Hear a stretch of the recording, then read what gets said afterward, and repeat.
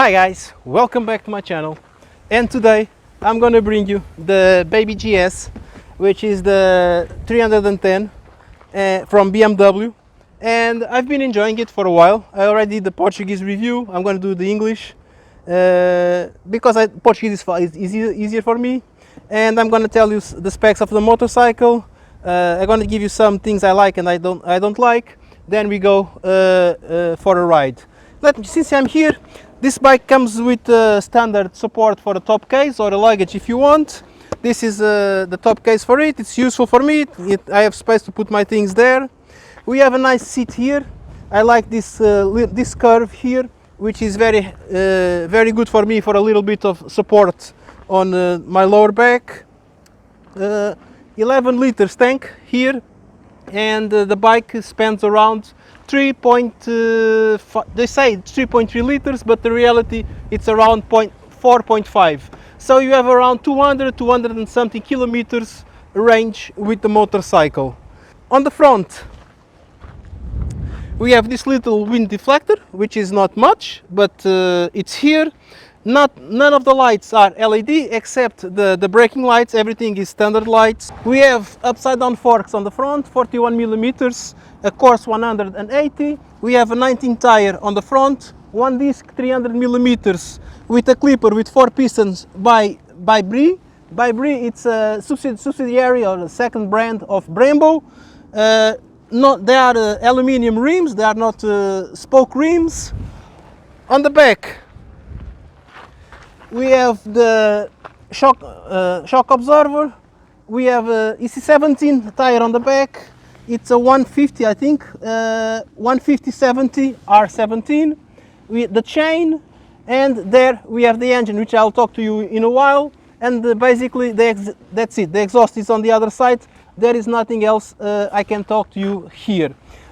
Engine, 1 cylinder, 313 cc's, 34 horsepower at 9,500, 28 newtons at 7,500. Liquid cooled for 4 strokes. Special things about this engine. It's not the engine specifically, but it's the position of everything. As you can see, the exit for the exhaust, it's not here on the front, but it comes out directly on the back.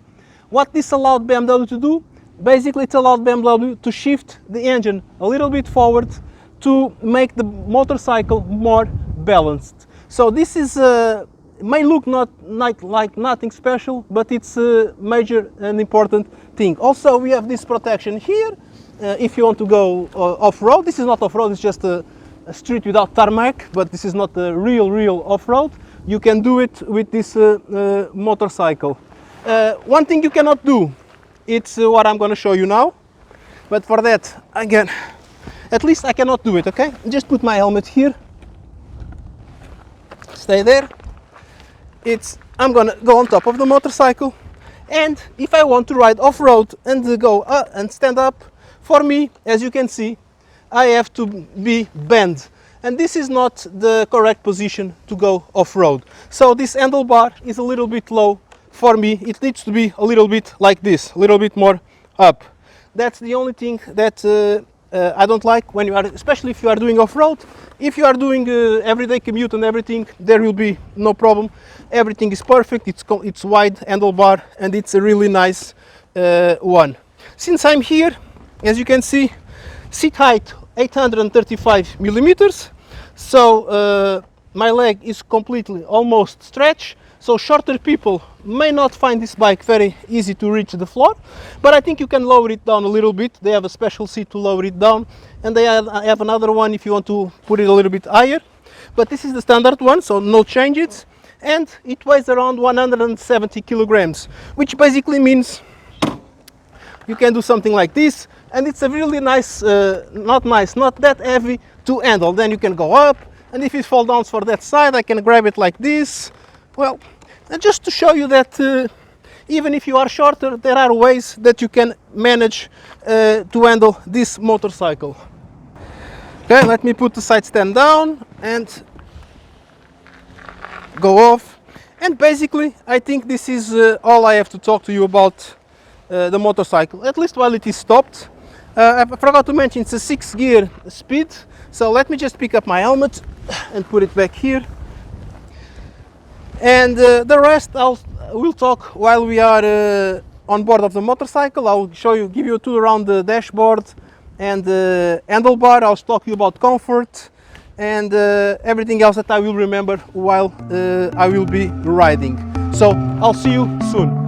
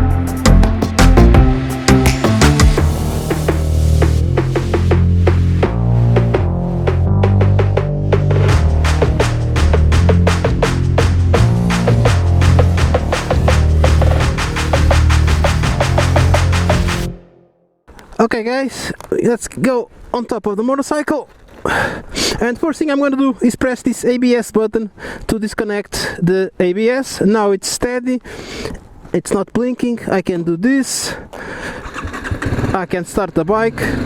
We are off-road, so ABS is off. First gear, down, helmet correct position, visor closed, and here we go. Let's see.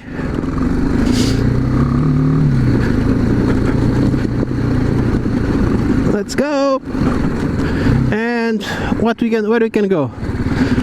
Let's go this way. I don't care. Okay, we can go this way. I think we can go.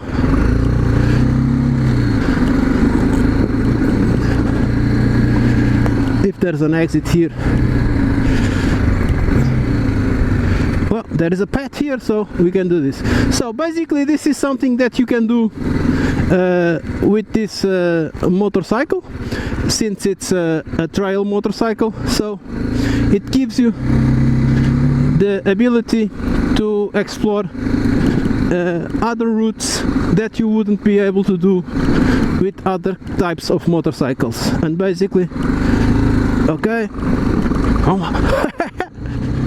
I'm not an expert on off-road, I just do this to show you. No one's coming. We have to be careful because there are people around these paths, so just have to be careful.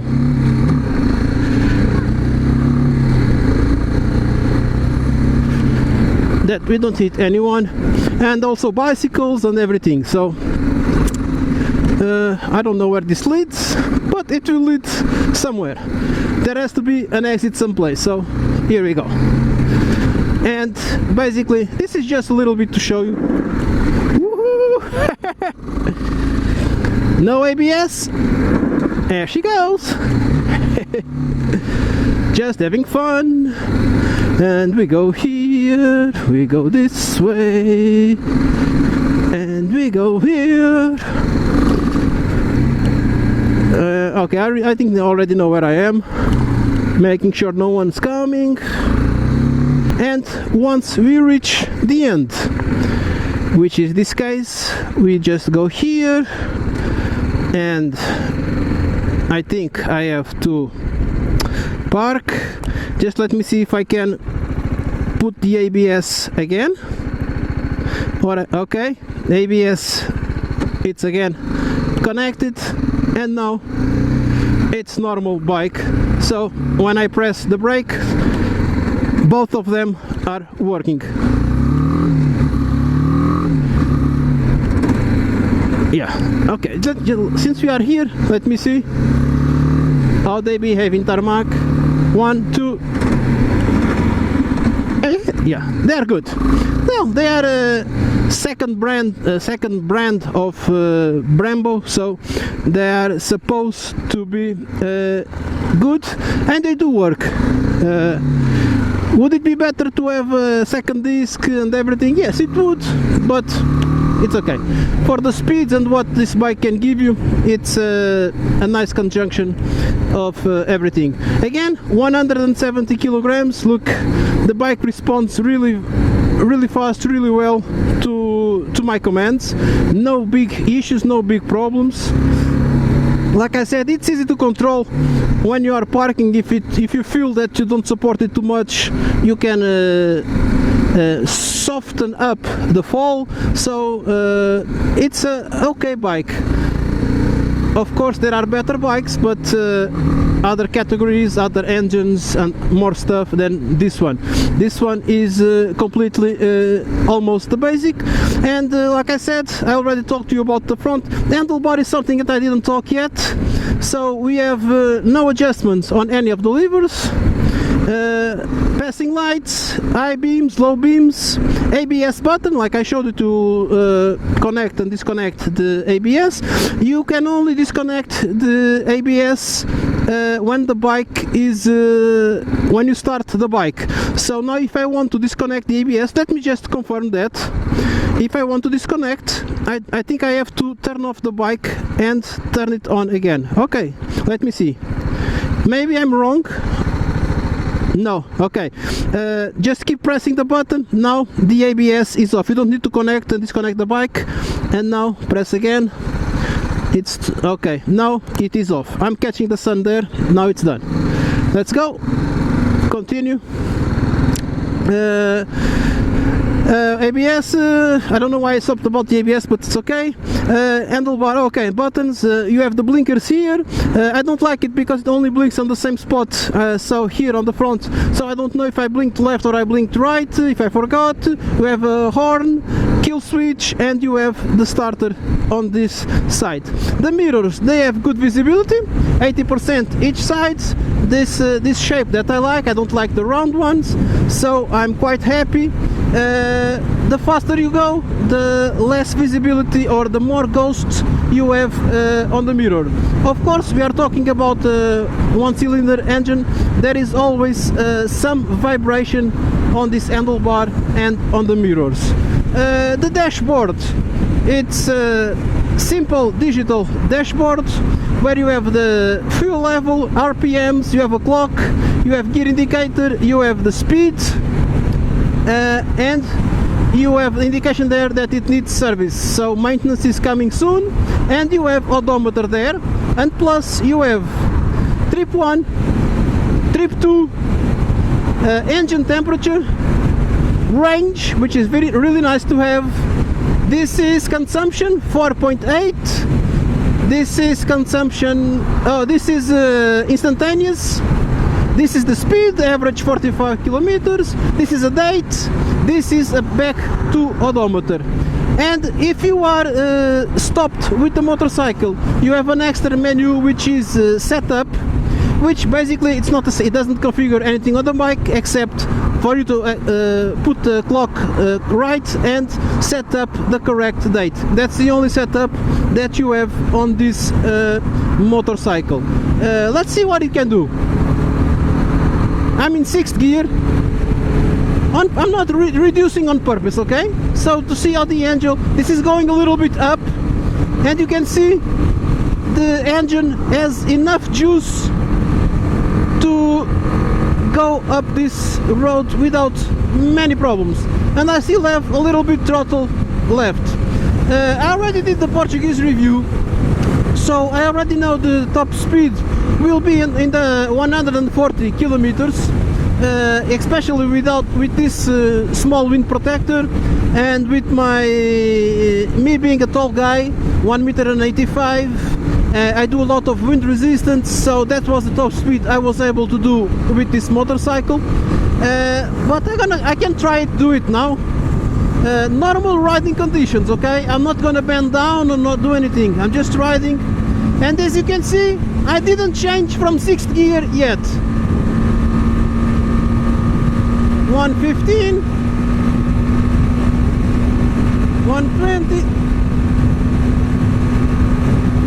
22, and I'm on the limit now, okay? This is 122, and I will have to stop here because this one is in the middle and will not. Oh, she's moving, but I lost momentum by now.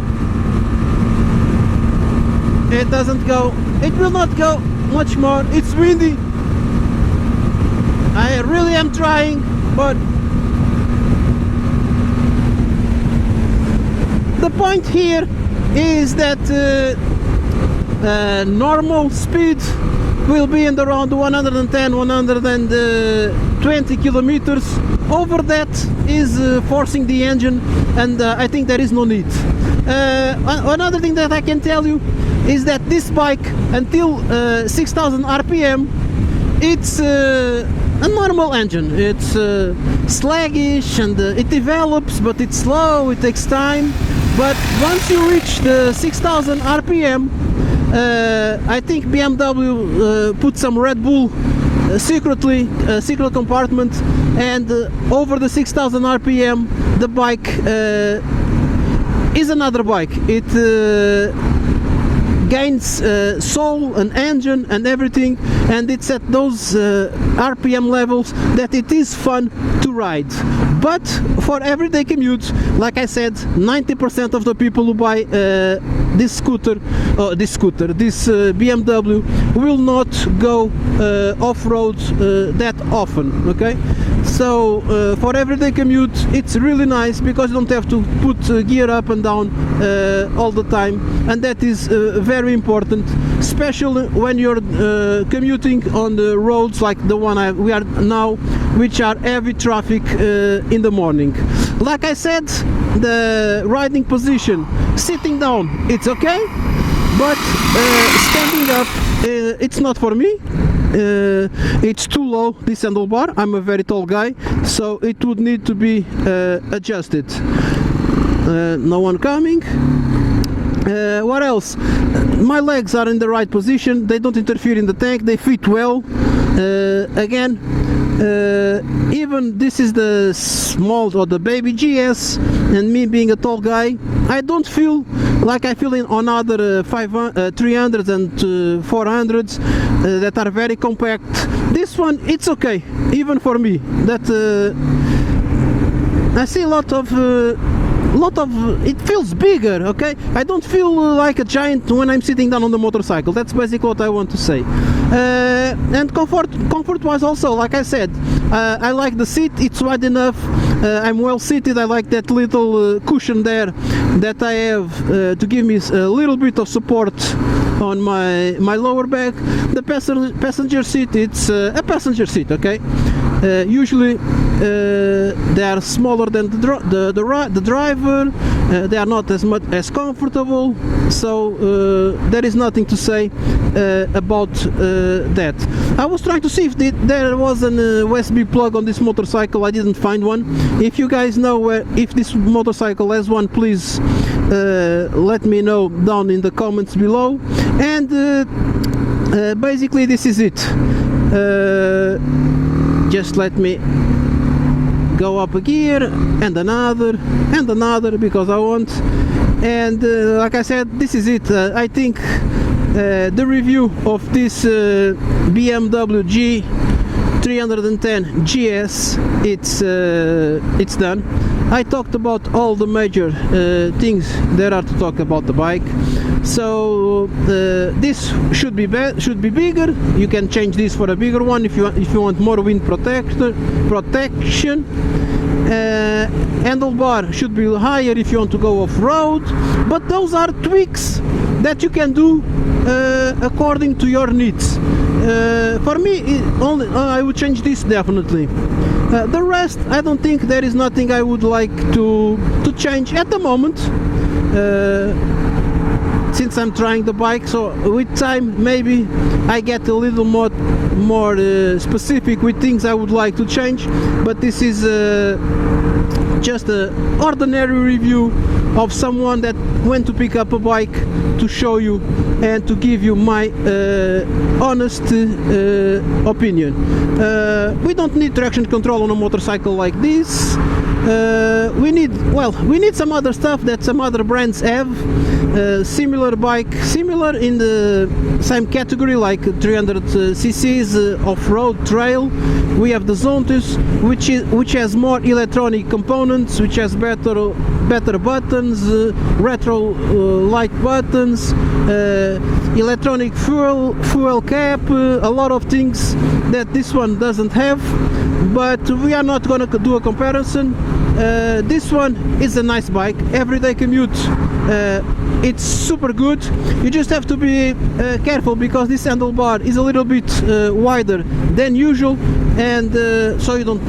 Why you have to be careful? So you don't smash mirrors. Okay, basically that's it.